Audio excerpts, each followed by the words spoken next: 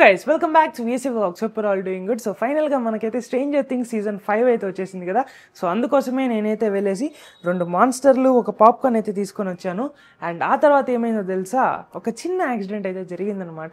అదేంటో చూపిస్తారండి. సో బేసిక్గా మనందరము నెట్ఫ్లిక్స్ని ఎలా ఎంజాయ్ చేస్తాం, మంచిగా ఒక టీవీ పెట్టుకొని ఇఫ్ పాసిబుల్ సౌండ్ బార్ ఉంటే సౌండ్ బార్ పెట్టుకొని బాగా లైట్లు ఆపుకొని బాగా చూస్తాం కదా. సో అదే విధంగా సేమ్ నా సిచ్యువేషన్ కూడా, we have the TV, we have the sound bar, everything, and stuff కూడా ఉంది, అదే మాన్స్టర్ ఇవంతా కూడా ఉంది కదా.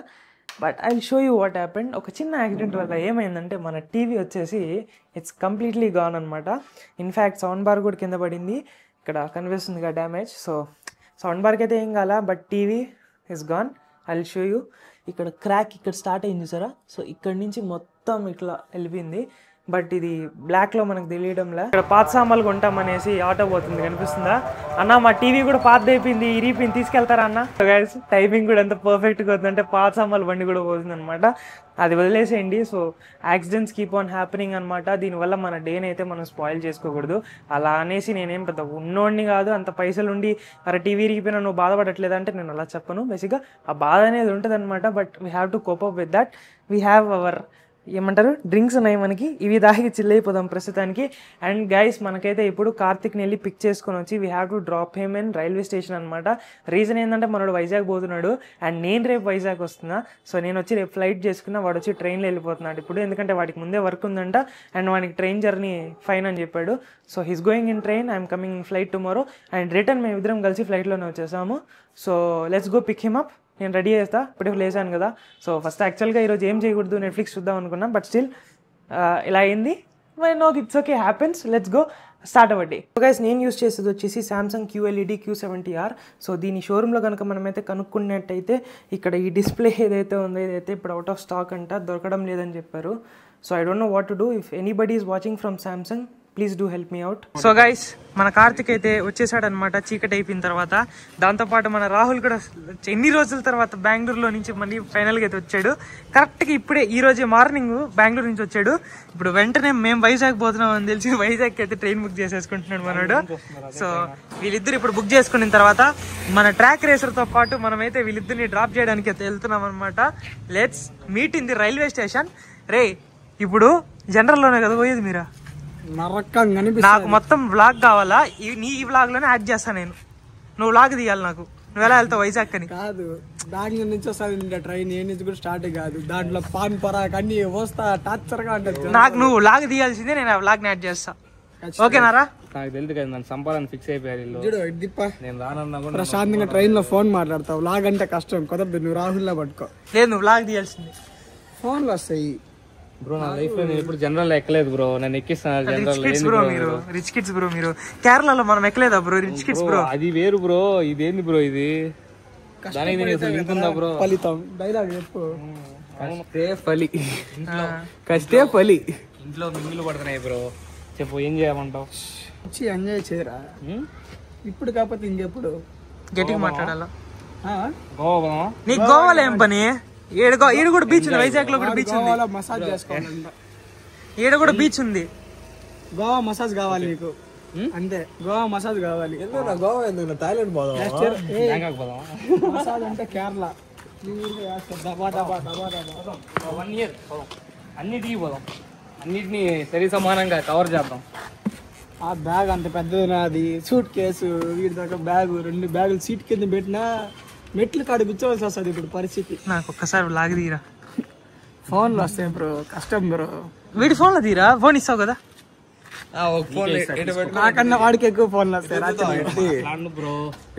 వాడు బండి తోలట్లేదురా, ట్రైన్ లో కూర్చుంటున్నాడు రా.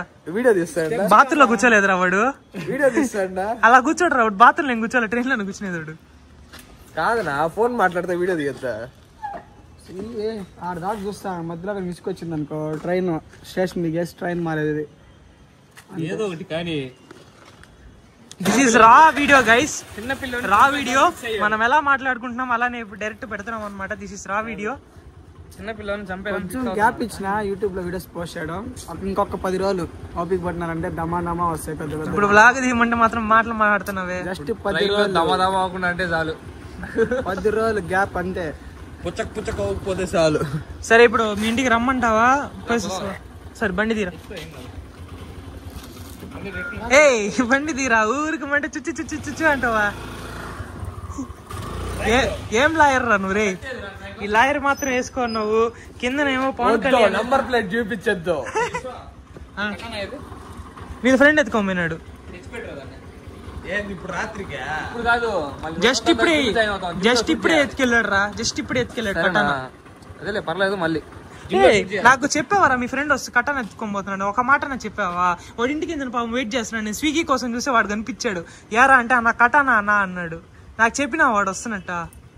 నేను వేరే వర్క్ టెన్షన్ లో ఉన్నానులే.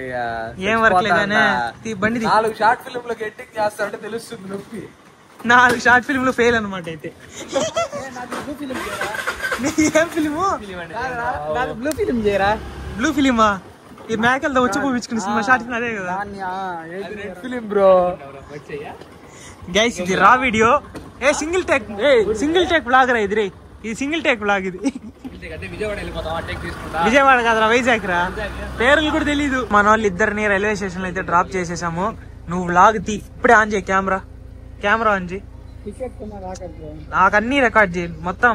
ఇది సింగిల్ టేక్ షాట్ అనమాట. ఆన్ లో ఉందా కెమెరా? సో గైస్ ఇప్పుడు మీకు ఇంకా కంటిన్యూషన్ వాడే కెమెరాల నుంచి వస్తుంది. రే ఆగిపోయిందంటే కొడతారా?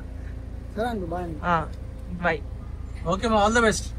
Happy journey. అట్లే తీయాలా. ఫోన్ వచ్చింది అదంతా చెప్పొద్దు. 5 నిమిషాలు కౌంట్ చేయి. వాడు ఆన్ లో పెట్టుకున్నాడా లేదా అని చూసేదానికి నేనైతే ఇక్కడ నుంచి వెయిట్ చేస్తున్నాను అనమాట. చూద్దాం మనోడు రికార్డ్ చేస్తున్నాడా లేదు. రాహుల్ ముందు టికెట్ తీసుకో రాహుల్.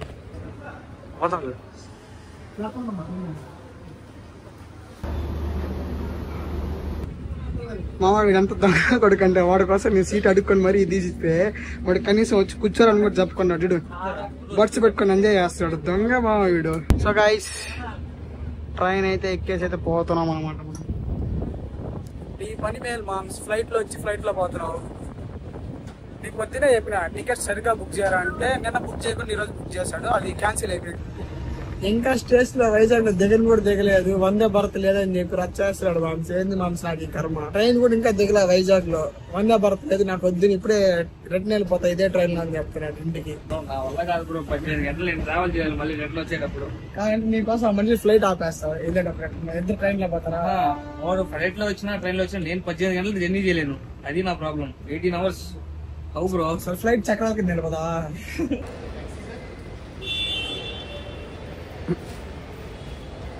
వాట్ బ్రో రాహుల్ లాక్కొని రావచ్చు కదరా. ఆయన ఎక్కడికి పోతున్నాడు?